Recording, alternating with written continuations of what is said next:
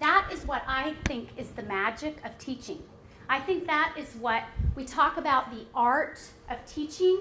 Teaching is not just a science, is it? It's an art also. We as a teacher are also practice our own art if we're good teachers. I don't know if any of you have heard of this gentleman, Dr. Eisner, but he was very fundamental. He served for the American Educational Research Association. He served on lots of national arts councils, and he was very big in changing our understanding and our idea of curriculum and what it means.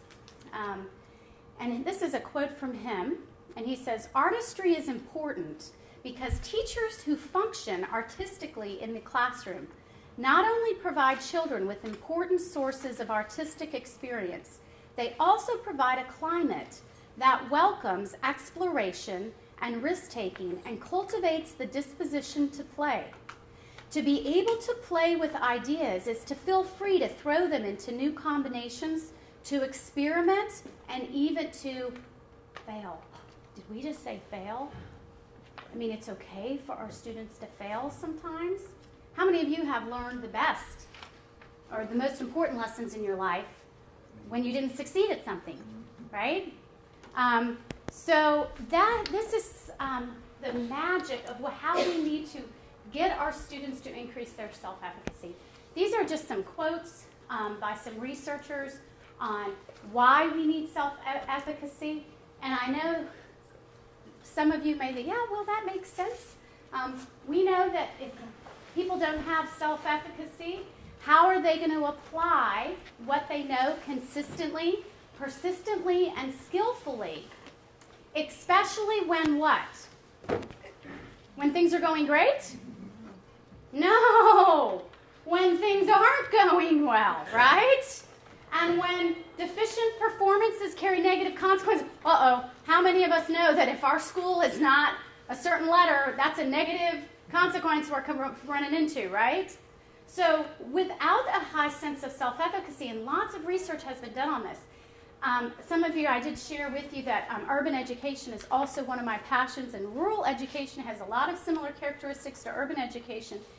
And one thing that they have found with teachers and administrators who are making significant differences in these types of schools, you have schools in the same exact environment with the same population of kids, and this is a huge difference that they're finding in the character traits of the people who are working in their schools. If they have a high self-efficacy, well, it makes common sense, right? Because we're facing lots of hard and difficult circumstances and situations, and when we have that sense, we can thrive even in those environments. Self-directed independent learners must develop more than just a set of learning skills. Sometimes that's what we feel like we have to teach, right? All these skills that the students have to learn and have to be able to do. But they also have to have a high self-efficacy, right? In order to think independently in society. And here's another, I think, very important thing to remember about self-efficacy is strong influence on performance. Why? Because it affects our choice of activities, the amount of effort exercised, and perseverance in the face of difficulty. Now, how does all that wrap into, okay, great, we all have to have high expectations of all our kids. In order to have high expectations, we have to have a high sense of self-efficacy. Okay, that makes common sense. How does that relate in the big picture to how I teach students, how we group students, and that kind of thing? Here's another important comment I wanted to talk about, because today the reason you're here, whether you know it or not, yes, it's a grant requirement, but the purpose, what I want the purpose for you for being here today, is for you all to feel like you can do this.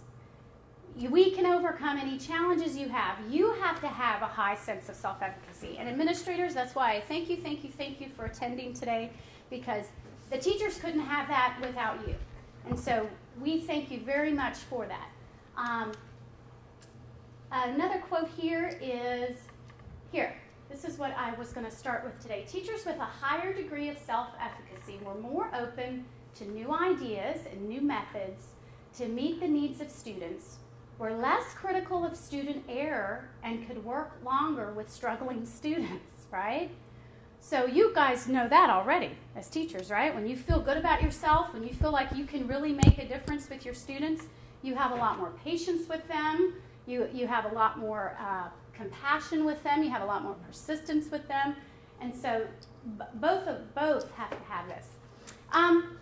Okay, how does this relate? Let's talk about, I wanted to move over to, how does this affect, just touch on how we group our students, our grouping practices. I'm just touching, if you want to turn in your handout, we're going to look at I believe it's page 4, we're going to be looking at this. Okay. This quote here is talking about students, are students who are put into low ability groups, okay?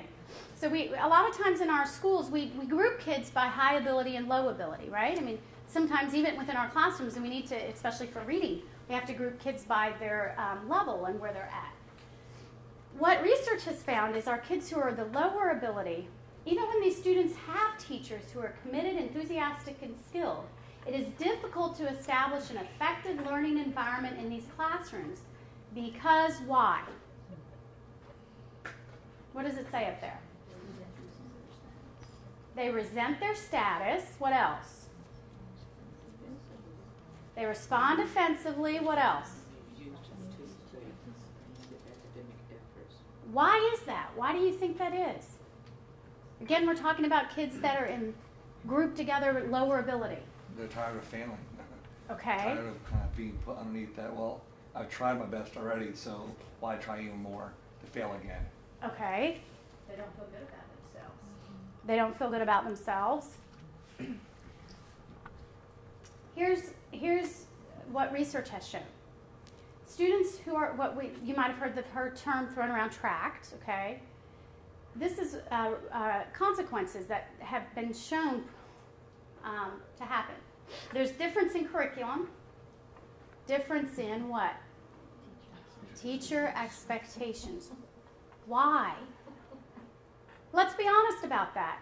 Have you ever taught a class of all low-performing students?